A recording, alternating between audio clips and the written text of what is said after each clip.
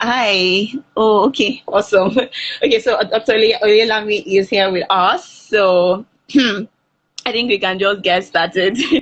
Okay, so like I said earlier, Moment is Reenie is for those who actually joining for the first time. So Moment is Reenie is a talk show. It's basically to inform, to inspire, and to educate everyone, all individuals. So for children, youth, and adults, it is user friendly. It is viewer friendly as well. However, it's with just enough focus on our adults, like young and youth of the society today. So we started last month. So we had a talk on what would you say to your younger self. We had a couple of people join us, and I mean, it was really, I mean, let's say interactive because I learned a whole lot from them. And so, but today, I believe a couple of us know that today is the the annual mental health day, and so that's why we're having this topic because we believe that mental health is paramount, is key to everything about we do, our life, decision making, your workplace, your life, your family, the way you interact, everybody, right? So it's very, very important. So that's why we have our our friends join us today. So it's an honor to actually have you. I think it's the first time I'm getting to see you more live. Like I've not I've never had this opportunity to meet you live. So this is my first time doing this. And Dr. Yelami, I mean, the first time I reached out to Dr. Yelami, I met him through a friend, and this is my first time getting to see him first too as well. I mean, it was so easy to get to talk. I mean, I was just saying, okay, sir, can you please, would you please? He was just like, don't worry. So I mean, thank you so much for honoring this invitation. So just a brief. Dr. Oyelami is a medical doctor. Is a medical doctor in the field and with a lot of experience. Is a mental health advocate. He's also a mental fitness coach. I think he's also a member of the West African College of. Please, I'm not a medical student. I'm trying, but please forgive me. Okay, so I know he's. So I believe what I'm saying is he's competent enough. He's got this experience. He knows everything about mental health, and that's why we have him here. Also with me here is my sister. I would say, even though apparently she has the same name as me. I do. Her name is Reenie, but she's a blogger. She's also a rehabilitation student. I mean, and so she promotes and she's cool with when it comes to public health. It's about health. She's concerned about health, promoting and ensuring that she's able to support and give people that support where necessary. So yeah, that's who Mo is. I think in her free time she loves to, according to her, she loves to dance, she loves to travel. I would have said she should dance for us today, but no problem. Let's just hold on. Okay, so let's just get started. I know we hear this word mental health all the time. We hear it's a word, we tell you mental health in the workplace, mental health this. So I think people here will even want to understand what is mental health exactly. I mean, are we really, I mean, it's good that we have this understanding of what mental health is. So I want to start off with, like say, okay, so Mo, I would like to start with you. What do you think mental health is? I mean, to you. Okay, thank you so much, Rennie, for this opportunity. First of all, I think it's such a wonderful Uh, I don't platform. know if I'm the only one who can. Okay, can you Oh, please can you just hear check me? me, please? Sort of. Can you hear me? Okay. Oh, somebody say that, my sis. Okay, go ahead.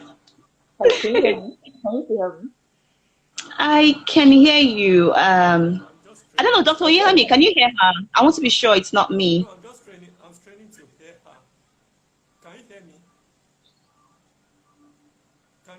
Okay. Can you hear me now? Okay. Awesome. Yeah, I can now. Yeah, so I think my headphones are working properly.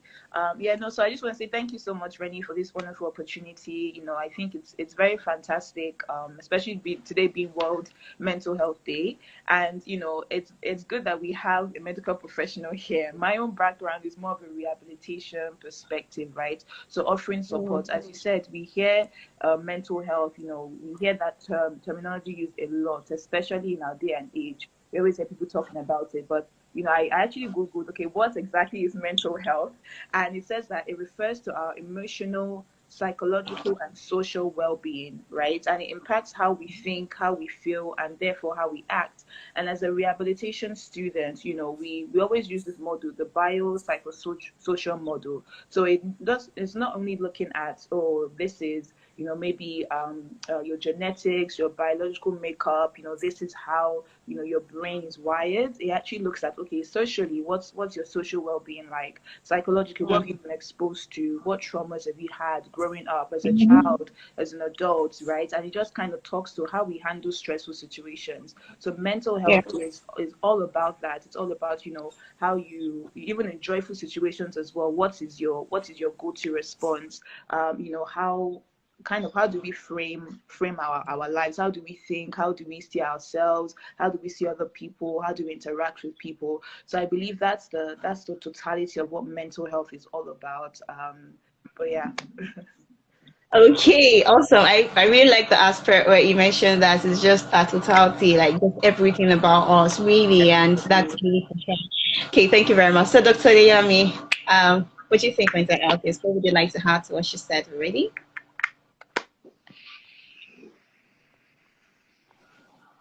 Dr. Yami? Yeah, can you hear me? Yes, I can hear you now. Yes. All right. All right then. Okay, so talking about mental health, there's mental health and then there's mental illness. So it's from one end of the spectrum to another end of the spectrum, okay? So now the World Health Organization has defined mental health. In that definition, there are several things that we're talking about in the definition of mental health. And talking about that, they said that when someone can achieve his own abilities, okay, and can work productively in the society, okay, and then can cope with the normal stresses of life, all right? So these things are very important for an individual to be able to work productively, to be able to contribute meaningfully to the society, to be able to realize his own abilities, and to be able to cope with the normal stresses of life. Of course, we know that there are experiences and stresses that people face in the society, and it varies from society to society. Some societies can be more stressful than another. Take, for example, financial stress, emotional stress, the work stress, if you are living in Lagos, traveling from one place to another. But an individual with a good mental health should actually be able to cope with all these things and still be productive, to still be able to contribute to society, to be able to still realize their potentials, okay? So that's talking about mental health. And everybody has a mental health, okay? So what we encourage is that people should build on their mental health and to make to improve on their mental health and to have resilience, okay? So now that's on mental health. Now, mental health is different from physical health. When you are talking about physical health, we talk about our bodies and everything like that. So, but WHO, even in the definition about health, they talk about both physical and then the mental health, okay? So, and they talk about mental health as a very vital component of health too, okay? So when we're talking about mental illness now is like a deviation from the norm. For example, someone now has an illness that affects what we call their thinking, their mood, and then their behavior. So when you are talking about mental illness now, for example, it could be the mood of a person. That's how happy a person is or how sad a person is, okay? So it affects their mood, and then they are not as happy as they are supposed to be. So take, for example, depression. Now, somebody has a low mood, and you say low energy and lot of interest in previously pleasurable activities, okay? So it has started affecting the person's mood. The person is persistently sad for prolonged periods of time and for days on end, okay? So that's talking about the mood. Talking about the thinking, okay? So, for example, a mental illness can affect someone in a way in which the thinking of the person, the way the person sees everything around is kind of different and has kind of changed. For example, the person can start thinking that people are against them, they want to harm them. That's what we call a form of delusion, okay? All right. So, and it could also affect the person's behavior, all right? Okay, so the delusion I'm talking about is that it is not true. Of course, there are some instances where people might want to really harm other people, okay? But when you are talking about delusion, that means that it's not true. But it's only this person that is thinking that way, and it's because of an illness of the mind, okay? So it can also affect the way in which a person behaves, all right? So it can affect the way in which a person behaves in the sense that the person starts exhibiting some unusual behaviors which are not in keeping with the norms in the society, or with the person's own particular kind of behavior. There's a total change in personality. For example, someone that is behaved appropriately in a maybe kind of setting, in a kind of setting that is not, that a person does not, I don't, let me just, it affects the behavior in kinds of certain ways. So there's a total change in person's behavior. For example, someone that is calm, not aggressive, starts becoming aggressive. If I'm not saying that aggression is a definition of mental illness, I'm just saying that as an example, okay? Someone that maybe does not spend lavishly, okay? There's a part of mental illness when you're talking about bipolar affective disorder. There's a part in which overgenerosity is part of the characteristics of the illness, okay? So someone that has lost inhibition and the person starts of being overgenerous with their properties, even to the extent in which it becomes harm to themselves, okay? And someone that becomes sexually disinhibited in a way also, in a way in which the person that does not exhibit maybe some forms of rude or sexual comments, and the person just starts making rude and sexual comments and rude remarks in a way in which it has affected the person's behavior. So that's what we talk about mental illness. Like, it affects the person's thinking, it affects the person's mood, and it affects the person's behavior. Wow. I mean, that was really detailed. Like, I mean, if I want to take anything from there, I think it's the part where it says being able to cope with stresses of life, because trust me, there will definitely be stress out there in the world, in work, everything. But being able to, it's not you denying or running away from the fact that these stresses are there, are present, but being able to manage it. So I think that's just it. A lot of us want to find a way to say, okay, I don't want to be stressed or anything. But the truth is, the reality is, there's stress. Like, there will be stress out there every time, and at the end of the stress is the beginning of another. But being able to manage it effectively is what mental health is. I mean, that was really detailed. Like, I picked a whole lot from that, but that was really key to me. Maybe because I'm in Lagosian. I mean, every day you're in traffic and and you're just tired and trying to wonder how to live life.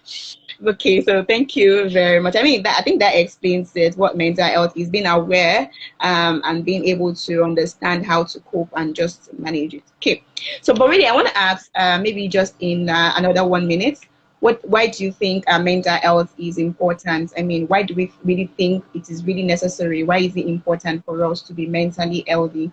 So I think I'll start with Mo this time around. No, for sure. Yeah. I mean, I think mental health is so important, right? As the doctor said, is as Dr. David said, it's part of just like physical health. How we have to take care of our bodies and our physicalities, our minds as well. It's very important for us to be aware of it, you know. And he said something about having, as you said, that having the right tools to deal with the stresses of life. Like, we can't say that in this life I want soft life, I don't want to be stressed. That's absolutely impossible. You know, in all our different settings, different areas of life and industries will always experience stress, right? But it's important to know and have the right tools to deal with those stresses, to be able to work productively. You know, everyone has the right to live the life that they want, right? To be able to contribute to your community and to society. And you can't do that if you're ill, in your as you're ill in your physical body, if you're ill in your mental health as well, if you're not strong in that area. So I think that's why it's very important. And also to just break and dispel the stigma that we have surrounding mental health. Like, mental health can be such a taboo word, especially in our Western world, in our African industries, right? In our African countries, where it's like, oh, mental health, everyone immediately thinks mental illness, and that's not true, right? It goes beyond that. So I think it's very important to normalize having discussion so that you dispel the stigma surrounding it, so that people understand and able to develop the right tools so that they can handle the stresses of life, and they can also, they're able to contribute actively and live to the potential and the life quality that they want. So yeah, that's why I would say it's important. Okay, all right, thank you. So I know Dr. Ilami already, I mean, from his definition of what mental health is, he already told us. He covered almost everything already. He already told us why mental health. I don't know, but if you have any other thing to add to it, Dr. Ilami, why should we be mentally healthy? Yeah.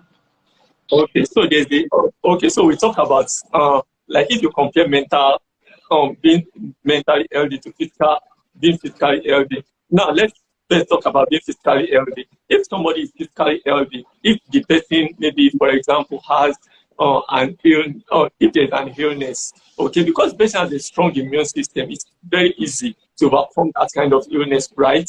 The person gets well on time. But let's say the person has not been physically healthy for a long time. Maybe the person has been sick with another condition, which maybe has suppressed their immune system. Okay, so this person is not physically healthy, right? On the word go. All right. If the person now has an infection, or maybe if the person has another kind of illness, it's easy for the person to have a serious or more debilitating condition or worsening of the condition that the person already has. Okay, so trying to relate that to being mentally healthy. Now, if somebody has a good mental health, right from the word go, if the person faces stress in life, for example, disappointment, there are lots of stress that people face, okay, right from relationship breakup, which could be a stress, okay, right from some people are maybe they lost money, they're unemployed, some people lose their job. These are instances in which people break down, okay. But let's say that somebody has already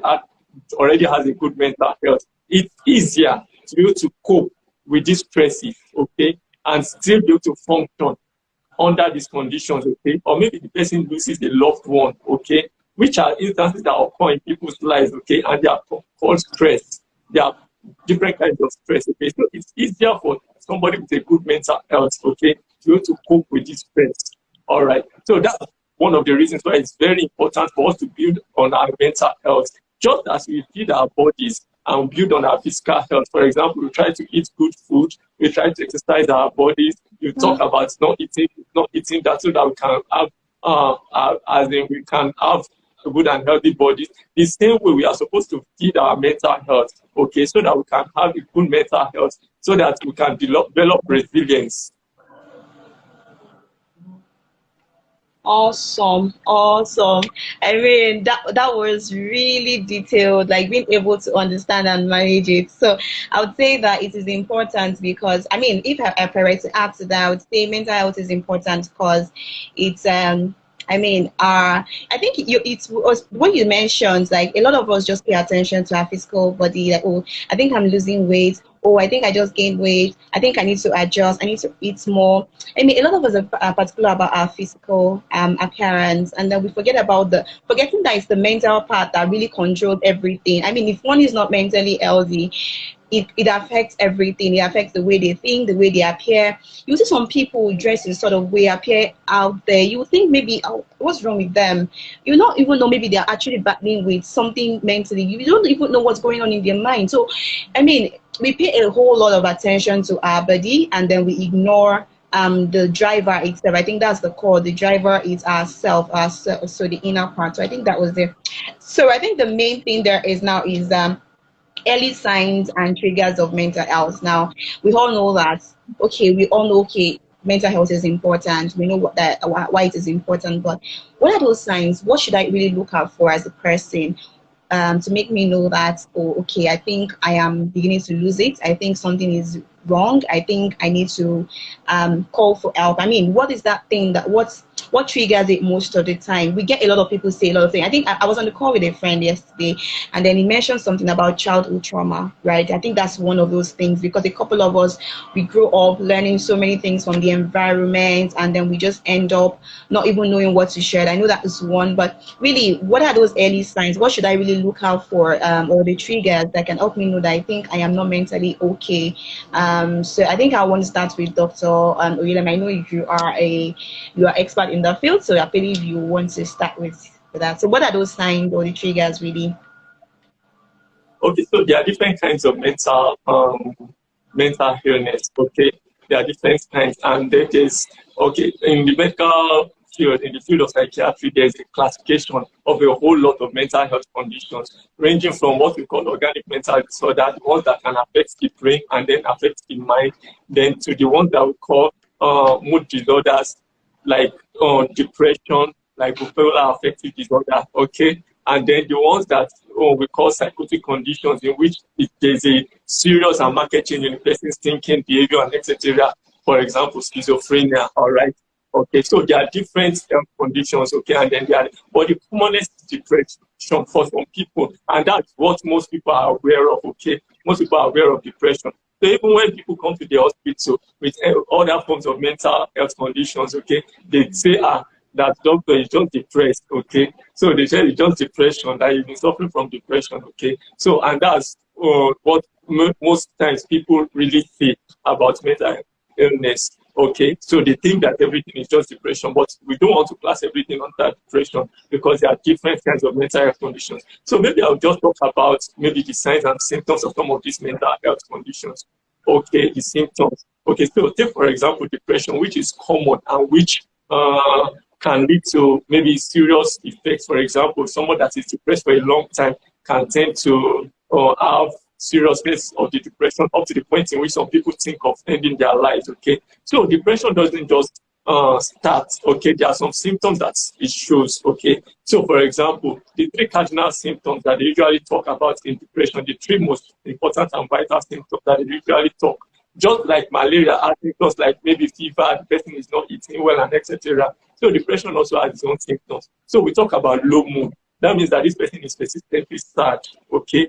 When you talk about low mood and persistent sadness, that doesn't mean that someone cannot be sad. If I have maybe like 1,000 naira with me now and I lost 950 naira out of that 1,000 naira, or maybe I lost that 1,000 naira, I can be sad, okay? I can be sad. But maybe when my friends come around and say, okay, let's go and have, let's go and do this or things like that, that cheers me up, all right? But when somebody has low mood in the depression, when we are talking about depression, it's persistent feelings of sadness that cannot even be cheered up. So the person is persistently sad for long periods of time, for most times of the day, and for most days of the week, okay? And it will go on like that for at least for 2 weeks, okay? And then that's for the low mood, that's persistent sadness. So when that's one of the signs that symptoms that we need to watch out for. Then low energy. So this person wakes up in the morning and just doesn't feel like doing anything. He wakes up in the morning without doing any work.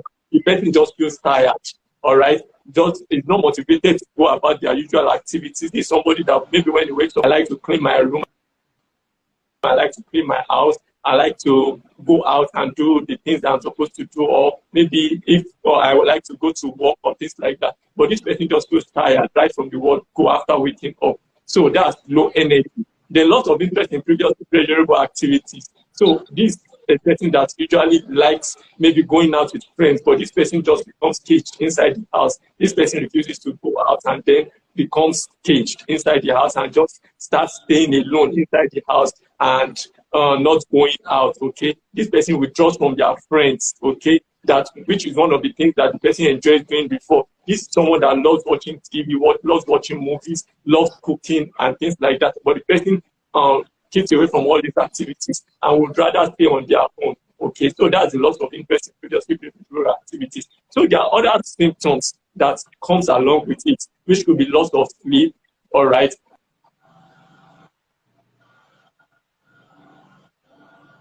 Is that mine?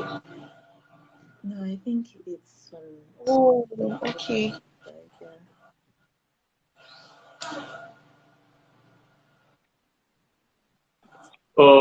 Now that's depression, okay? So when you're talking about other mental health conditions, you can talk about schizophrenia, but most times when it comes to schizophrenia, take for example, that's the disorder of the sometimes mind thinking, all right? So it can affect the person's thinking, all right? So the person can start having unusual perceptions, okay? And think like, okay, for example, when I say perception means the sense of hearing, the sense of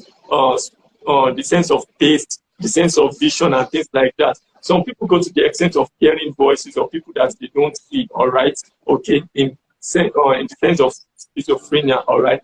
Then some people can start having feelings, what we call persecutory delusion, okay, that people are against them, people want to harm them for no basis and for no reason. Say, for example, I saw a lady of recent, okay, so this lady has been, the family members brought the lady to the hospital, and what the complaint they had was that she thinks that everybody is an enemy, but there is no basis for that, even at work. She thinks that everybody is an enemy. Anything that goes wrong on the computer, she says that it's your co-workers that are planning to sabotage her work. At home, she says that anything her phone got spoiled, she says that it's everybody around her that they are responsible for it. So the reason they brought her to the hospital was because she just suddenly got aggressive out of all these behaviors, and then she broke a mirror in the house, and the first this was getting out of hand. Let's try and seek help, okay? But along the line, when we got the history, it shows that this person has suffered from depression and some other things like that in the past, which was left untreated, okay? So this has gotten worse to the point in which the person now started developing abnormalities in their thought process and things like that. So that's one of the complications of when you say depression and some forms of mental illness that are not treated, okay? So that's talking about depression. And there are some other things, for example, mania. When you talk about mania, that's excessive energy, it's usually high spirit, okay? So mania is another form. When you talk about depression is one end of the spectrum. Then when mania is another end. And when you talk about bipolar, that means there are two poles. The person could be depressed, or the person could be what is say manic. All right. I don't want to. That's a lot. I think I've said. Okay, in fact, I feel like no, this is a session that I probably will not. If I don't know the amount I will have actually paid to really hear this. I mean, I was able to pick out a whole lot, like low energy. I mean, there are times that we just wake up in the morning and we just like. I mean, I speak for myself. I just feel so tired to want to like get up. I just see. I mean, at the times I just feel like, oh, okay. I don't even think I really find a reason to want to go out. I mean, I think those are signs of depression. I mean, before we get, I think I get that part that depression doesn't just start a day. I mean, you start from somewhere. So when you start to see that it's beginning to drop, low energy. I got the part where you said high energy could also be a part of it. I mean, I'm hearing that for the first time. So if I'm hyper like this. So the high energy can be part of mania. That's mania. That's another kind of this thing. Wow. Or another form of mental illness, okay? I think it even says what the Bible says, that so much of everything, let everything be done in moderation. So when it is more than that, I think there is a problem. So I think, but I'm gonna ask, right? Disorder in eating, like eating habits, could that also be a sign? I mean, maybe you're just kind of person you like to eat or something. Could that be a sign of depression or something? All right. Yes, you are right. You know, I mentioned about loss of appetite. Okay. So people that have depression, okay, can have, that's one of what we call some of the symptoms too, the minor symptoms of the minor criteria for the diagnosis of depression. So somebody can have loss of appetite. But let's be clear and differentiate this from another form of eating disorder, which is called anorexia nervosa. All right. So there's the eating disorder itself, which is called anorexia nervosa, which is classified also as a mental illness, in which the person feels that for some reason, they are maybe they might feel that they are too big or they are too fat and things like that. And some people can actually start trying to avoid eating, and then they have disorders of their eating habits and things like that. So that's different from the loss of appetite that comes up in depression. Wow. I think I'm beginning to learn something here. I think I hope I'm not because to be honest, right? I'm the kind of person that I can actually stay. There are times I would actually stay hours and not eat. I need to be sincere. I probably just tell you I've lost appetite. I mean, and then I just realized I think you're right, because there are times that it could be maybe me not even understanding what's actually moved me to that session. The way I just see it could just be something, a change in environment or change in whatever that might just happen. You will just see that the appetite is back. I'll just tell you, okay, I think I'm hungry. I think let's go out, let's go grab something to eat. So I think that's something. But I mean, we're not even paying attention to that when we don't feel like it's some of us just say, I think it's even good. So then we know it's going to continue like that. But yeah, I think That's so low energy, low mood, refusal to want to go out, somebody who's been so hyper. I think it's also important that let's look at our friends, like people around us, our relative friends, people we know that are always hyper, they have this interest to maybe they go out for movies, they go out about, they just stop doing all of those things. Let's engage them, ask them questions. Why? Don't if they tell you no, I'm busy. I mean, they can be busy the first time, second time, but when it gets to I'm busy all the time, I think it's good that we just check on them because it's they themselves might not even understand what's going on around them. So I think this is really, really, really good. So I don't know. Do you have anything to add to that more? Yeah, no, just when you were speaking, some of my notes is always like, when you're displaying behaviors, as you said, that are not usual for you. So if someone is a very outgoing person and suddenly they become very withdrawn, that could be a sign. Withdrawing from people generally, some people say, oh, I'm an introvert, and that's fair enough. But when you're doing it to an extreme, I think, some of the things Dr. David mentioned, right? It's a case of consistently, because we'll have moments where you're like, okay, I don't feel like eating, or have a low mood. But when it's a consistent thing and you're just staying in that place, then that becomes, a sign of that, right? Like, eating or sleeping too much or too little. I think anything on the extreme is always, and it's done for a prolonged period of time, it's always like a sign of that, engaging in addictive behaviors. As you said, binge eating. It's not just not eating a lot, but also eating a lot, not just not eating, but also eating a lot, right? More than you usually do. It could be a sign of you're trying to cope with something and you don't have the right tools to cope with that, emotion you're feeling. You don't know how to identify it. So therefore you're using something else to cover that. It could be excessive sleeping, watching TV too much. It could be even going out. If you're going out too much as well, right? An extreme of anything could be a sign of, something isn't quite, in your mental health awareness. You need to be aware of it. Okay, I'm doing too much of this, because too much of anything is never good. Even sometimes to like the words people speak, when you're feeling hopeless and helpless, it shows in your speech. So being careful to watch people around us. Okay, what's even ourselves, like, okay, what terminology am I using a lot of? Why am I saying this a lot? And why is my choice of word, why is it always negative? Like, where is that coming from, right? So I think these are all signs and could be triggers of, and that could help us highlight that, okay, perhaps I need to check in with my mental health and make sure that I'm good from this perspective. So yeah, I think you said everything. Oh, So, yeah. awesome. Thank you so. I mean, I have a whole lot to pick up from this, and I'm going to be extracting as points to share with people. I don't know, people that are not here. I don't know why. I don't know where I was, That's but their that's own. okay. They're missing out. Bring your I'll notebook. tell you. Okay, So so what's trigger? we understand the signs, we understand triggers. I mean, what could lead to it, which we said depression is one of it. And now, how do we overcome this? Take for example, let's say I take myself as an example. Maybe I don't like to go out. I do things to the extreme, and I've not been able to understand. I never even knew that I was probably I need to check my mental health. But now I understand this thing, and from this session, I already know that, oh, okay, I think there is something that I need to pay attention to. But how then do I overcome it? Like, what do I need to overcome this? How do I start? I mean, I know that you say healing is not it's not a day thing. I mean, it has to be a gradual. But what am I really expected to do gradually? So I think I'll start with you more. From what you've just said, what do you think could help us overcome this?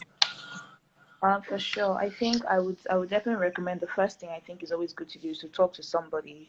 I think one of the areas that are kind of festers, where we fester with our mental health, is when we keep to ourselves, right? And we keep our thoughts to ourselves. It can be very dangerous. But when you're able to vocalize it to somebody, and not just anybody, someone that's trusted, it doesn't necessarily have to be, someone that, or like your friends or whatever. It's great if it's a friend, if it's a family member, but really just somebody that and also I would say identify this before you get to that stage, right? It's like, okay, find out if there are therapists in your vicinity, people that you can reach out to, or even just if you're a person of faith, one of your pastors, counselors. You have spiritual counselors that are also actually trained to offer assistance. I know for certain there's someone I know at your African therapist. She's an advocate for mental health. She offers counseling services, can connect people to people especially from of African descent. Just connect you to therapists that you might feel that, oh,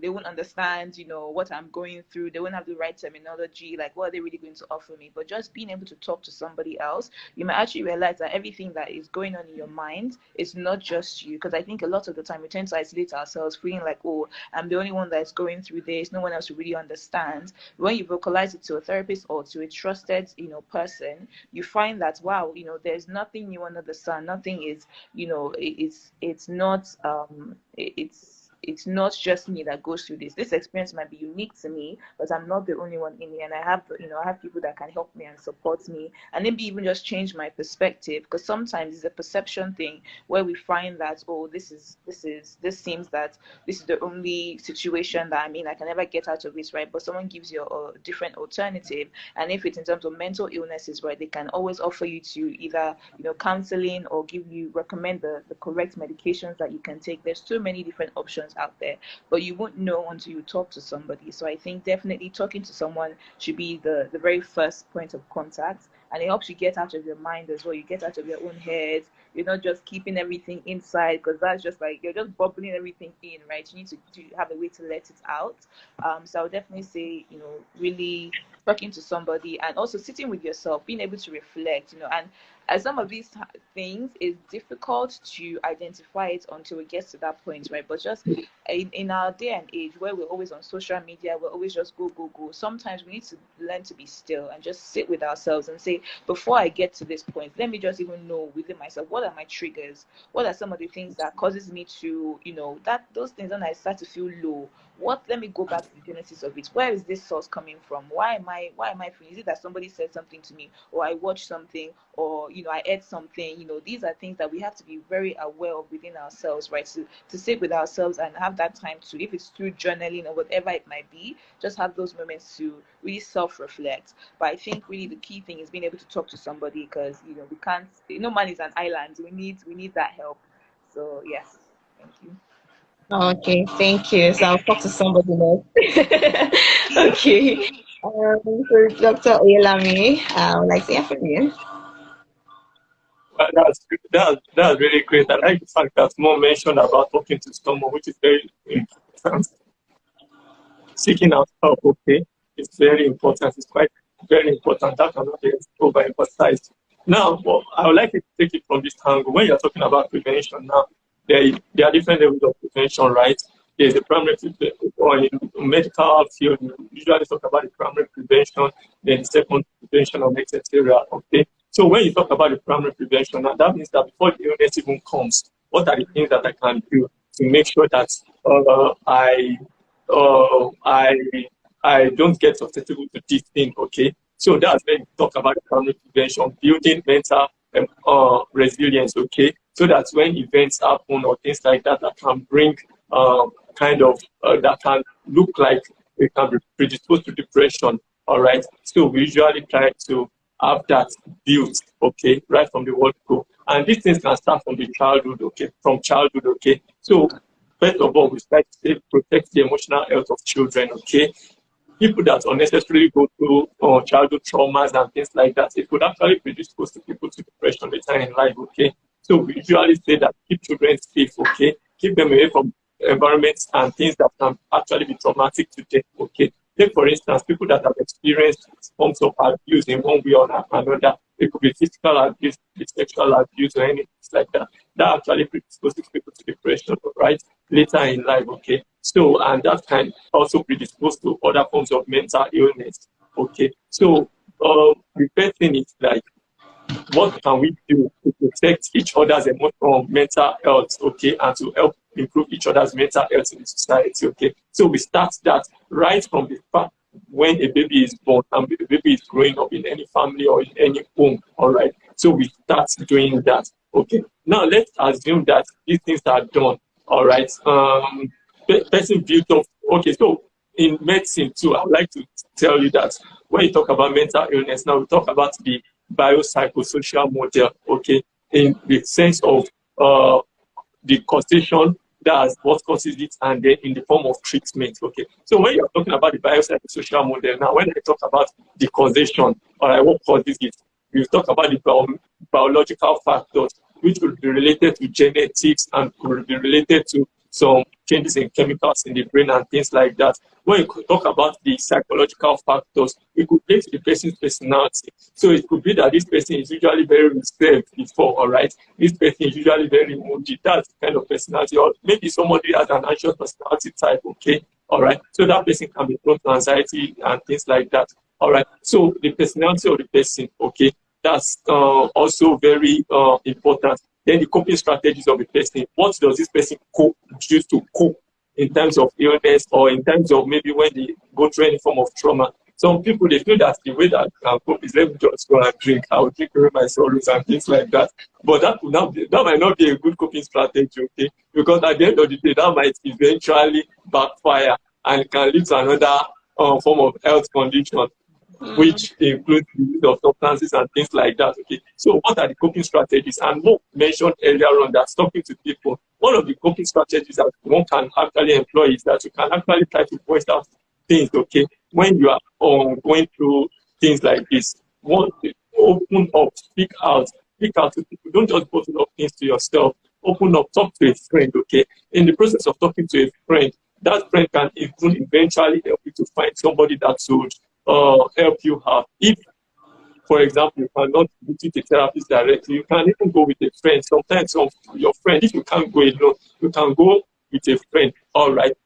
So that's that about the psychological factors, and then you talk about, okay, so also build your social network. Have a social network. Don't just, like, you cannot live life alone. Okay, so try and build a social network. So once you have a social network, a good social network, once, for example, you're somebody that has depression, somebody that is feeling sad, bottled up in the house, and your friends will contact you one way or another. They would try and reach out to you. Where is Kunle? I've not seen him in quite a while. What's going on? And they'll check up on you and things like that. So that's already part of the things that you are trying to build resilience in terms of coping mechanisms. Okay, putting in place right coping mechanisms. Then sometimes we usually we say that you should eat well to eat healthy, because it also affects your brain. You know, the brain is also feeding on anything that we eat. Okay, so eat healthy, take a lot, rest well, sleep well. You cannot cheat nature. Some people will say, I don't need sleep for 3 hours in a day. I can go that. But it's affecting your mental health also in a way. All right. So we always encourage people to at least sleep healthy. Try to take at least 8 hours of night rest. Okay. I know that's difficult for some people in Lagos, especially when you have to wake up very early in the morning. And you're away from the mainland and going to the island to go and work. It could be kind of difficult. But we should always try and adjust ourselves, okay, and try as much as possible to get good sleep, okay, because that also affects our brain.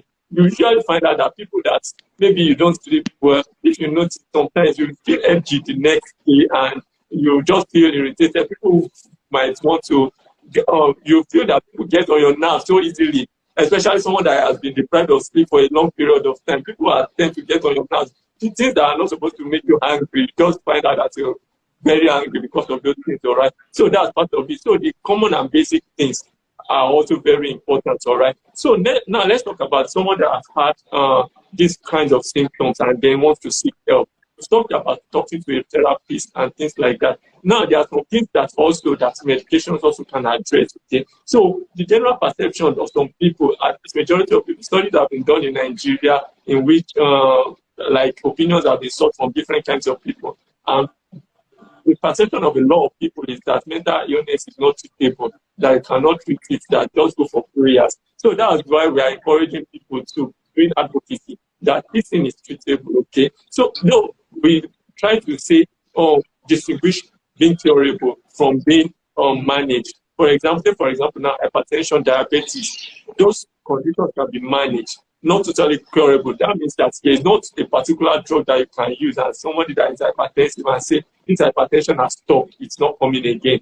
No, it's just to keep the blood pressure low and to keep the blood pressure low so that the person will not develop complications from that, okay? Same with diabetes. There are medications to use to keep the blood sugar low, all right? Same with mental illness, okay? So, for example, somebody that is having a depression, now there are some kinds of depressive episodes that of depressive illness that therapy without medication can stop, okay? So even in the classification of depression, there's a mild, there's a moderate, and then there's the severe. So it's usually like some of the symptoms. When you're talking about severe, so that means that this person is having low mood, low energy, and lot of interest in the activities, and then some other symptoms from the other group that I mentioned earlier, right? So mild could be only maybe this person is just sad, but then this person can still be cheered up and things like that once in a while, all right? So that means that that's the mild. Some people, they say only psychotherapy. And psychotherapy is just different from just counseling, because psychotherapy is actually a structured program, okay? So it's just different from maybe your friend is just talking to you and just say, get out of it now. You are a big person. You shouldn't be doing this to yourself now. It's different from that, because sometimes you cannot understand the mind of somebody that is going through those things, okay? So it's better to let professionals handle it, okay? Sometimes we do our best as friends to try and cheer up our friends when they are going through periods of these episodes, okay? But if we know that this thing is not working, let's try and seek out professionals to help out, okay? Then it could actually also, medications can also be used to address this, okay? So at some point in time, after using therapy, if therapy is not working, and therapy is also combined with medication in some instances, medications which is called antidepressants, there are different classes and different types of antidepressants are also given to individuals to address these things, okay? And when we talk about other forms of mental illness too, maybe like bipolar affective disorder and schizophrenia and all those things too, there are also medications that uses to address those things, okay? So there are a wide range of things, okay? There is a lot of help out there for people that are undergoing mental health challenges. But the thing is that people need to speak out, come out and speak out and seek help. Wow, wow, wow. That was so detailed. Thank you very much. But I have a question. I'll say two. First, I'm asking on behalf of a friend because a friend actually, I had a conversation with a friend and she asked this question and I thought to bring it up. And then the next question is just going to be on what you already said. So I'll start with that question. What are you somebody who actually probably from childhood did not have this supportive environment, and this person has been growing up with this kind of mindset that, oh, okay, people don't like me. I mean, it's easy if you are probably an adult. It probably happens maybe 5 months ago or a year ago. But let's say something that actually happens, especially this our environment, looking at the uniqueness of our environment, we have a lot of people who actually go through these things. There are people who did not really get that emotional support growing up, maybe from the parents, from the environment. And I mean, they have to go through life, have to struggle through life through all of those things. And people like that probably will not even know that they are not mentally healthy because they feel that's life. That's what life is all about. They be like that. This is normal. Now, okay, maybe some of them or somebody on the score fall into that category and is wondering, okay, I think this is what it has been, and this has been lingering for years, maybe for maybe a decade or something. What can I do? At what point? What should be the first thing to do? And then the next question is on talking to somebody. I don't know if Mo will be able to assist. You mentioned that find someone to talk to. And I'm wondering, in this world where you find it very difficult to really know who wants to listen to you, a lot of people just want to listen so that they can share and not to help you. So how do I really know the right person to talk to? How do I know who will listen to me and not judge me, but help me become a better person? Because that's the truth. A lot of people don't like to talk because they don't know what would end it. They don't know what people will end up doing it because they know what the society is all about. So people are afraid to talk, not because they don't know they have to talk, right? They don't know. It's not as if they don't know they have to talk to somebody about it, but the fear of what would this person say, what would they look like? I think it's better I keep to myself. So how do I find that safe environment? How do I find the right person to talk to? So those are the two questions. So you can answer the second question. I think Dr. Oyelami can assist with that first. I don't know if you got the question, Oyelami. Yeah, I got the first one about your friend. That's okay. So now, right from childhood, I talked about some challenges. People might sometimes go through some challenging situations right from their childhood, okay? So there's something and that would have modified their form of thinking, and then they start thinking in a particular form of way. So there's something that we call cognitive distortions, all right? So that's talking about the person's psyche, okay? The way the person thinks, okay? So cognitive distortions. So sometimes one of the things that we try to address in therapy is a person's cognitive distortions. Okay, for example, somebody maybe growing up from childhood, because of the many adverse life events that has happened to the person while growing up, the person has come to think that the world is unfair to me, and that's the conclusion. Okay, that the world is unfair to me. The world is unfair to me. I cannot.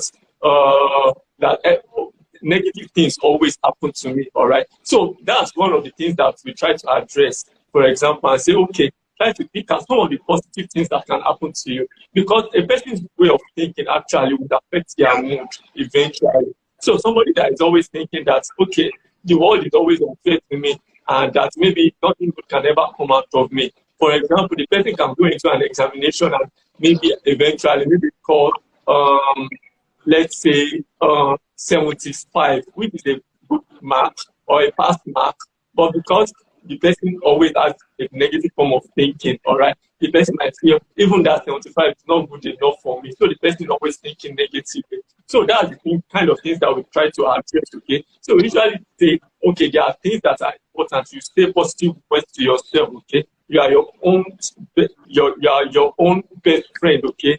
My best friend is myself. So you try to encourage yourself, cheer yourself up. Sometimes people can do that for you, okay? But usually always advise also say positive words to yourself. When you say you are the best, okay? Even when circumstances around you look like it's not really happening, it's not just about saying, thinking about negative things about yourself, because sometimes people's mind can actually drift and then start thinking about negative things about themselves. There are a lot of what we call cognitive distortions. I don't want to go into details about it. When you talk about maximization, minimization, as in things like that. For example, somebody, even if a good event happens to somebody, the person might start thinking, I don't really deserve it. It's not really, it's just by chance. Whereas this person is not really thinking that I'm a good person. I deserve good things. Okay. So we usually try to encourage people to change these distortions. That's part of the things that we do in therapy. We try to change these cognitive distortions and try to make the person realize by giving the person assignment, making and trying to let the person see the positive thing in their lives, okay, that can make them to start having a positive view of themselves. Like what there's a form of therapy which they call cognitive behavioral therapy.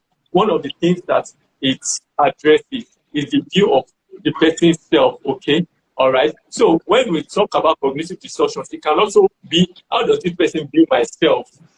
How do I view myself? Do I think that I'm a person that is not worthy enough, not good enough? I don't deserve good things, okay? So we try to address that too. How does this person view the world, the environment in which they live in? Okay, do I think that the environment is always unfair to me and things like that? And then how does the person view the future, their future? All right. So these three things are very important: the view of the self, the view of the environment, that's the world, and the view of the future. So these things. So for example, somebody that is depressed now that can see the future as being bleak, okay, and even then we'll try to point the positive things that are going on in this person's life, but then they still see as the world as being bleak. So what we try to do is try to address this form of cognitive distortions and then try to make the person see the reason why they should change their form of thinking, and then they should change it to a positive form. And so it's also important that we also cite ourselves, speak positive things to ourselves every day, to be able to change negative thinking from our own minds, okay? So that's like the friend that you mentioned now. Yes, adverse events could have happened to the person when they were growing up. She might not have grown up in a right environment, okay? But then, like the word says, that I'm not captain of my own fate, all right? So you can always speak positive things to yourself. You can always say positive things to yourself, even while you are growing up. You need to change that perspective and that viewpoint of yourself that things are not right. You need to change it to a positive thing, all right? And then see the world that the world, everything is working out for my own good, and then still have hope in the future. All right, so those are the things that we try to change. Okay. Mm-hmm. Thank you very much. Thank you very much. Affirmation, being aware, and the three key things that the first thing is how do you see yourself? how do you see your environment, and how do you see your future? I think that's really good. I think these are questions we should even ask ourselves on a daily basis, self-reflect. How do I see myself? How do I see my environment? How do I see my future? So that the moment you start to see that there is a change or there is an unsure response in the questions you ask yourself, you know, okay, something is wrong. I mean, every day when you wake up, how do you see yourself? Do you see yourself like you're not even competent enough, or you see yourself that you're not even ready? That will help you. I think one thing we should always also learn to do is self reflection. A lot of us don't do it. The only time we check on ourselves is when there is a problem, to be honest. It's only when there is a problem that's when we run to run to say, okay, I think what is wrong, and then we now start giving the specialist assignment. At what point did you stop to eat? When did this happen? I mean, if we do our self-reflection every day, it could be daily, it could be weekly, it could be monthly, but it should be a periodic thing. That way, it will help you trash it out. It will help you know, okay, something is, I think this is happening. Let me seek for help. Let me learn. Let me understand before it builds up. Because when this thing builds up and it's beyond your capacity, I think that is when it becomes a stress. It becomes illness.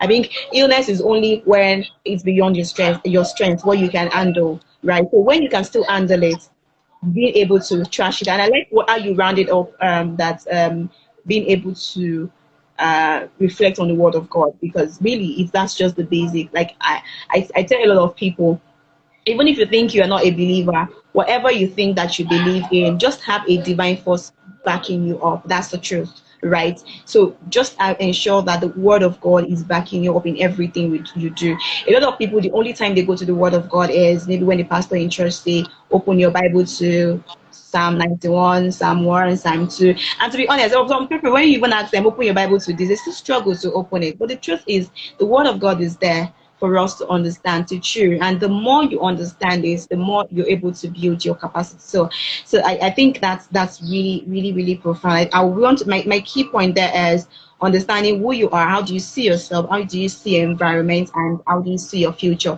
The moment you start to see that your environment is not even supporting you, right? When you see that, oh, the environment I'm seeing today is not enough for me, it's beginning to it's not joining me. So that way I think you might want to reconsider change of environment, because there are times that you probably maybe it's just that the environment is too small for you, to be honest. That's the truth. So you might need to say, okay, you want to check the kind of people you keep around, and the environment goes beyond where we stay.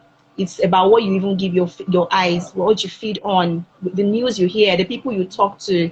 A lot of us, many people spend maybe half of their day on social media, working, checking things that are not even enough to even build themselves.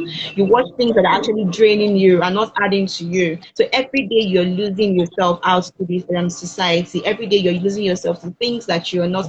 I mean, you probably would think you're enjoying yourself because you watch this thing every day. It's more like entertainment. You see pictures, you see videos, you see those things, but they're actually draining you. And before you know it, I mean, you go on social media, you see maybe a teenager say, oh, I just bought a car, I just bought this, I just bought that. And you begin to feel like you're not even doing enough for yourself, because you feel like, oh, what's happening? What's happening?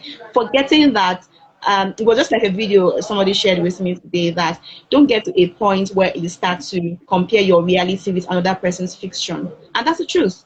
A lot of us, we compare our reality with people's fiction. We feel, oh, this person is doing better. And to be honest, when you check a lot of them, perhaps they're not even doing up to what you're doing, right? So just being able to understand your moments, where you are, and being able to enjoy it. I think that's it. Just enjoy your moment. Understand this is the season. This is the part where I really am.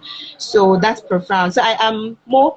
I asked the question earlier about how do you understand the kind of person you really want to talk to. So I don't know if you have anything to say about that.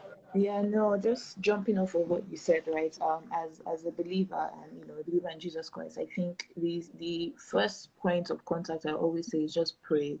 And sometimes you underestimate the power of prayer. Like, honestly, just saying that, okay, God, you see my heart, this is my intent, I need your help.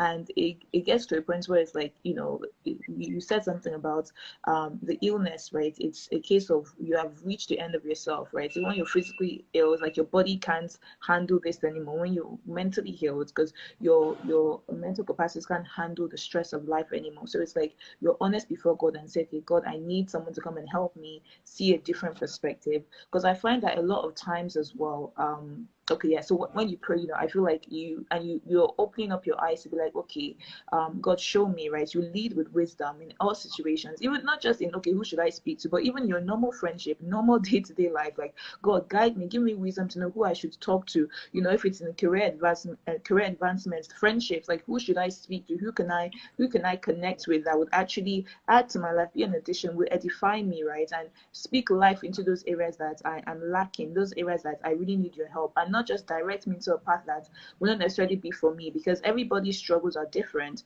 right? What might work for me might not work for you or work for Dr. David or for anybody else on this call. But it's really like, God, what you have for me, the person you have for me, direct me to that person and let them give me the right help, the right solution, right? And I think also, even, we spoke about getting the professional help. I know not everybody has the ability to do that, or, you don't have the exposure to do that, but really search online. There's so many resources nowadays. Like, you'd be so surprised. We shared earlier about your African therapist, but there's so many people like that online that are able to offer services, even in your whatever religious organization you're affiliated with. I'm pretty sure they might have resources in your community. Really tap into these resources. Like Google is our friend. Look into these things. It might not be necessarily somebody in your circle. It could be somebody that is even out of there, right? But once you pray and say, God, give me wisdom to direct me to the right person, the right people, the right organization, you really begin to see that your eyes start to open up, right? Your insights you see opportunities in places that maybe before you didn't really see it, you weren't really paying attention. And I really also want to emphasize the fact that even when you go seek professional help or you go and speak to somebody, the onus is still on you. So I feel like as individuals, nobody can help us unless we're willing to help ourselves. So, you might not have the right tools and resources to get things going. You might need somebody to come and give you that support, like, okay, a friend to lean on. But if you are not even willing to, like, put your body on them, or not even willing to accept the help they have to give, right? It will be almost like it will be pointless. So really, I think the key thing is, as individuals, we sit with ourselves and say, okay, am I really ready to receive the help that I'm about to search for, right? And I feel like once you're at that stage, really God will direct the right people to you, right? And with wisdom in all situations, with wisdom, you'll be able to know, okay, this is the right person to open up to. And by their fruit you shall know them. If it's someone even within your business, you will know by, okay, this is how they act in certain situations. This is the kind of speech that they engage in. This is how I've seen this person interact in good, in bad times. Then you will know, okay, maybe it's not the kind of person I should be sharing my issues with, because I know that I've seen what they have done in the past. I don't want this to be the same that happens. It's just really allowing the Holy Spirit to guide you in a situation. Open up your eyes, allow wisdom to guide you, and knowing that, okay, eventually, even if you do get help from these people, the onus is still going to be on you as an individual to know that, okay, once that help does come, am I even able to, am I willing and in the space to accept it, to receive the help? Because no one's going to do the work for you eventually, right? They just here to offer that support and maybe show you the right tools and resources, but really it's down to us as individuals, right? So yeah, I'll just say that, just pray about it. Really, let wisdom guide you. Read the word and really observe. By their fruits you shall know them. By what they have done in the past. If it's someone around you that you're being led to speak to, you see them by their conduct, by how they've related to people in the past, and just allow wisdom to guide in all situations. All right. Thank you very much. Wisdom, wisdom, wisdom. Even the Bible says it's Isaiah 4:6. Many people suffer for lack of knowledge. I mean, it's very, very important. Let's not be the reason that we're actually going through this. Let's ask for wisdom in everything, I think, and that will guide us. Wow. Amen. I mean, it was meant to be a session for people to learn, but I mean, I'm learning things, and I mean, I've been able to pick a whole lot of things that I feel I personally would apply to myself. I think that's very, very important. I mean, if I'm going to pick anything, there's a whole lot. In fact, my book is full already. I have a whole lot written here. Okay, so just I'm just going to ask before we just round up. So, do you have anything you would like to just maybe round up and say to people? If there is a final word, or is in summary what you like to share with people, viewers, what you like them to learn about mental health, and maybe. Yeah, I mean, I guess I'll go first. I'll just say that in line with what we, the last question when we spoke about, knowing the right people to reach out to, I think it's also important for us as well within ourselves to know how to be the right people. So, you know, you said something about with our friends, checking in with them. If you know, something just prompts your spirit, just send a message to somebody, to reach out to somebody, send a voice note, send them a funny video, whatever it is, right? It's in those little areas that we are also providing assistance to others, right? So it's not just about caring for ourselves, you know. Really, it's also about looking out for other people, right? And being that kind of piece of joy and providing a tool and resource for somebody else, right? So you don't know what people, we don't know what anybody's going through, right?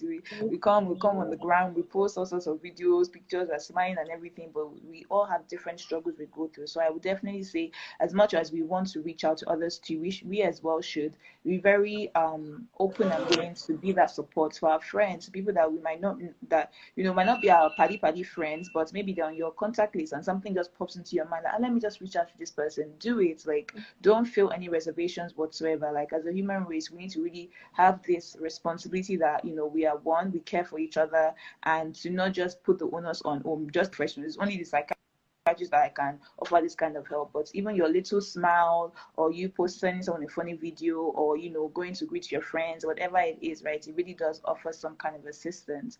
And I also want to just say that, you know, this is all part of dispelling the stigma surrounding mental health. Mental health is as important as our physical health, and we need to take it as that, right, with that same type of gravity. As we care for our bodies, we should also care for our minds, and do what you need to do to make sure that your mind is right. You know, if you need to set up the correct boundaries, reach out to the right people. You know, the onus is on us as individuals to reach out and find the right tools. Spend time to self-reflect. Don't wait till things get bad, right? A lot of times we tend to do that. We're always panicking. We wait to, when situations are really, I've reached the end of it, right? That's when we're not like, oh, by the way, maybe I should do this. But really, just always, as you said, keep checking in, daily check-ins. Okay, this is how I felt today. This is how I felt last week, 2 weeks ago. Okay, what are these? These are, you identify your triggers, right? Because nobody's going to teach you this is what your trigger is. You have to sit with yourself. You have to be willing to sit within ourselves and identify, these are my triggers. This is what really gets me going. This is what makes me happy, what brings me joy. And, you know, in terms of the medical aspect of it, if, you know, you do get to that stage, right, you know, that I'm sure Dr. David will have better resources to offer, but really just don't be afraid to reach out for help. You know, like, it's last we'll be all right by the special grace of God. So yes, happy Mental Health Day. Thank you very, very much. Thank you so much. Dr. Yelami, do you have any final word for us? All right. Okay. So, well, Mo has said a lot. Okay. So I don't know. She has already said a lot. She has already said a lot. I feel we can even round up from there. All right then. But let me just. Yeah. Actually. But then let me just add that yes, we all have a responsibility to take care of our own mental health, and in celebration of the World Mental Health Day, we should always keep it as in, like, take care of our physical bodies, take care of our mental health, sleep well, eat well, exercise, build positive words, take positive words into your life, build your social network, develop a good social network, okay? Have people to talk to, all right? Have hobbies, have interests, okay? All these things are also trying to build yourself a good mental health, okay? Reward yourself at any little achievement, okay? Even at times, pamper yourself, spoil yourself in some way, okay? All these things goes a long way in building our mental health, okay? And then we should always be aware of our environment, okay? Look out for your friends, look out for them in cases in which you find out that somebody going through a challenge or the other. Let's be there for them, okay? Let's reach out. If you've not heard of a friend in quite a while, try to reach out, okay? They might be going through one or two things, okay? And then let's not stigmatize people with mental illness, okay? So that's one of the things we are trying to say, end the stigma. Anybody that has a mental illness, end the stigma. It will happen to anybody, all right? So we try to say, end the stigma. Don't stigmatize people with mental illness. Just let them seek out the appropriate professionals and let them seek get help, okay? So that's it. Thank you very, very much. Thank you. I mean, if I was to pick one thing from what you said, is about, I think the key thing for me, from the summary from what you said so far, that's Dr. Irami, is build resilience. build a social network. Have people. You can't be alone, and that's the truth. So you can't say yes, I want to do it alone. Like, have people around you. I saw I think I attended a conference recently, and then the person said something about you are the number you are the average of your five circle. So if you have five friends, right, or five family or people around you, the average of them, the average of their worth, their values, who you really are. So have people who understand you, who share in your dream, people who understand your where you're going to, who understand the journey of your life, right? When you understand this set of people, they already have a map. They know what you're capable of doing. They know what you're expected to do. So when they see that you are not doing these things, they tend to call you back. They tend to say, "Oh, I think something is wrong." But you can't tell your friends to check on you or remind you when they don't even understand you. A lot of us are so secretive. You have friends around you, you have people around you, but you're so they don't even know what you were doing next. They don't know what I mean. I'm not saying that you should go ahead and share your dreams and everything with everyone, but have somebody that is so close to you that you can talk to, that you can share your views with. Yes, we all talk to God, right? We feel yes, God is there to help us, but have a physical human person. And if you don't have that person around you yet, then ask God to lead that person to you. Perhaps the person is just there. A lot of us we give the wrong people the right position in our lives, and that's the truth. So when you give the wrong, yes, that's the truth. When you give the wrong people the right position in your life, they cause you stress. And the right people are out there. They are just outside the wall of your life. They can't come in because it's occupied. I mean, it's occupied. They already have you already have people around you. You already have the space filled. You don't have it. They don't have opportunity to come in. So even when you see you doing something wrong, it's very difficult for them to want to come in to talk to you because you already build a friends around them. So it's very good that we're able to tell God, please lead me to the right people. They may not. They don't have to be 1 million. They don't have to be 10. Right? Even the Bible says. Even it says one chase 1,000, two will chase 10,000. So you don't even need 1 million to chase on 10,000. It says just two, right? So what that part is just saying, it's not saying that you just get two persons, right? But it's just telling you that it's not about the number, it's about the strength, it's about the value that they carry. So build yourself, surround yourself with people who understand you, not people who are just there to very, very I mean to pull you down. And another thing I would just want to say is understand yourself. I mean, I tell people this a lot. In fact, take a moment of it and have a moment of retrospection. Take a book if you need to. What do you know about yourself really? Ask yourself, what do I know about myself? Sit down, write it out. So when you know yourself, you know what you know about yourself. You know who you are, where you're going to, what's the composition of your life. You know those things. You know your strengths. You know your weakness. So when you see that, oh, I'm beginning to decrease in my strength, or I'm beginning to move out of the box, it helps you to want to check on yourself to say, okay, something is wrong. And we're talking about self-reflection, daily self-reflection. But the truth is, if you're self-reflecting, if you don't have like, there's something in business strategy, they call it KPIs, metrics for measuring your performance, right? We all have it. So now, if you don't have metrics to even confirm, to understand, to measure the performance of your life, you don't even know what your life is all about. You don't have a goal. You don't have metrics to check it. You won't know when you're out of the rail, when you're off the rail, and that's the truth. So when you have the metrics, you understand where you currently are. In business and in organization, they will say, okay, the start of a new year, they say, what was our financial year? What did we close the last year with?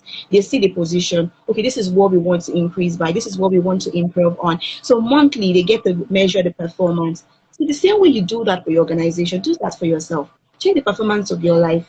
What did I do better this month? What are the things that I did not do well? And be honest with yourself. A lot of us, we lie.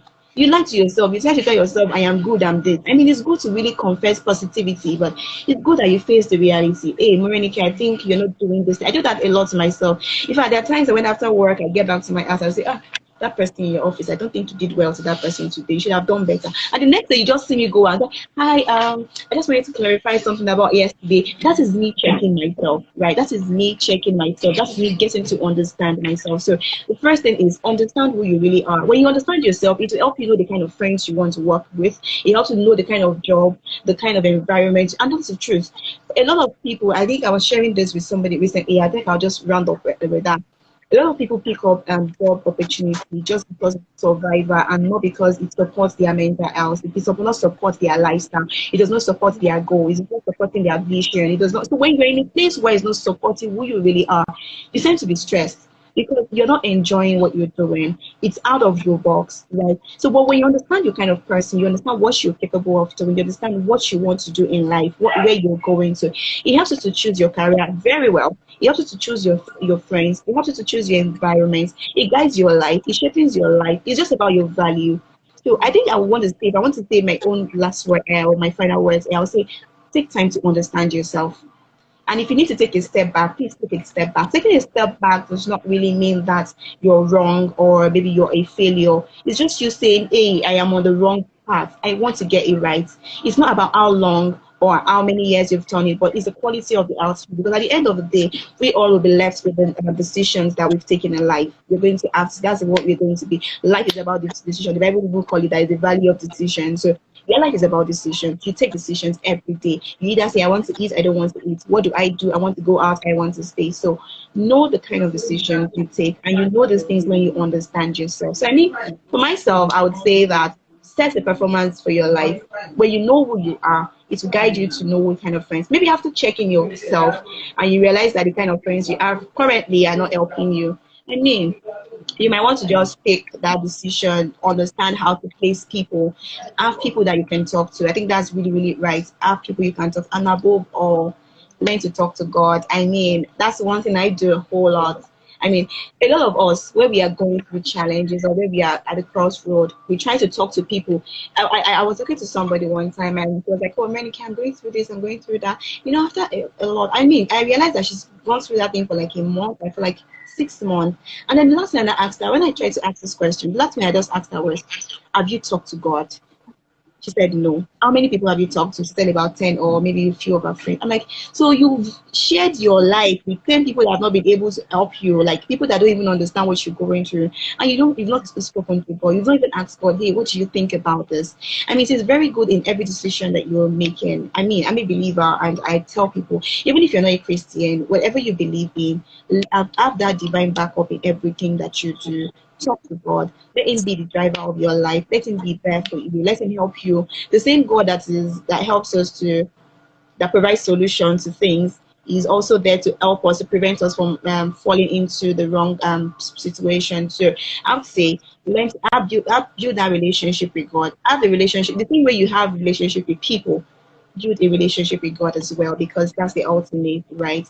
And don't forget to ask for help. Ask for help where necessary. Don't let things get bad. I mean, just like Dr. Anbo had said, don't wait till it gets to the extreme before you say, oh, I think there is a problem. Trash it out as it comes. Don't allow it. Like, let there be self-reflection every time and get to trash it out. So I mean, we're supposed to have this for like I think 40-45 minutes, but we've ended up spending more than an hour. I mean, it could just go on and on. I didn't even know when the time just went, but it was really, really amazing having Dr. Yelami and Mo on the call. Like I mean, I don't even want it to end. I mean, I'm enjoying myself. I'm really enjoying myself. So thank you so much. I want to thank you for allowing for allowing everyone here to share in your wealth of experience, to hear from you, to share your knowledge with us. I mean, that's really, really profound. I don't think there's no better way to have spent today than what we have done, right? We've learned, and for me, I would say I've relearned and unlearned a whole lot of things, and I think I have a lot to share with people around me. I mean, I know it better now on how to, and if it's all about me, maybe low energy. I think that's one thing. If I invest in my environment today, low energy is one thing that a lot of us feel like is a normal lifestyle. You think, I think it's stress from last night or something, but really it's not about stress. It could be depression or something. So thank you so much for honoring this call. I mean, I wish I say silver and gold I have not, but all I have is what I want to share with you. Is that God bless you and honor you in Jesus' name. I'm really, really, really grateful, and I'm very sure our viewers are. So I don't know if we have any comment here. I think it was just one person who said something earlier. I don't know if I missed our comment. She said, okay, yes, and So the reason you are sharing your, okay, I think she was just talking about, I think that was when Mo was speaking, where she was just trying to say, talking of buttress the people you talk to and all. Okay, I saw somebody that said something earlier that this is a seminar. In fact, it's a seminar. Really. I don't know who that person is, but I feel like I'm trying to pick the name. I think I missed that name. Somebody said something like that. Yeah, this is the a real seminar. Seminar Lele. It's really seminar, but really. Those are my siblings, actually. Oh, interesting. Really, in fact, it's a big time. But really, thank you so much for joining. I hope you will come, you honor us when next we have this opportunity to call you on board. So, thank you, Amo, and thank you, Dr. Oyelami. God bless you. So I think we've come to the end of today. So next month, for those who are on the call, the next month we'll be looking at, it's going to be on entrepreneurship. It's going to be for people who are already in business. It doesn't have to be in Nigeria alone. Anybody who is in business. So we're looking at how to help promote. So there's going to be a link I'll share with people. They'll just share with us what they already currently do. It's going to be a 2-day thing. So the first day is where it's going to be free advertisements on the website and everything. Tag them, let them know about things that they can get to do, right? We share their business. We help them create that platform where they can showcase what they currently do in the business. We also have a live session where we can invite the small business entrepreneurs to also come on board, where they can come to show with us and show us on board. Maybe for 1 minute or two, each individual will just come around, business owners will tell us about what they do and what they do, and maybe if it's a business or a product, a service that you currently have and you want people to know how to use it well, so you can come on the live session, show people how to use the service, how to book, how to request. It's just basically because I know that next month, November, is usually the entrepreneurship week. I think it's usually for a week.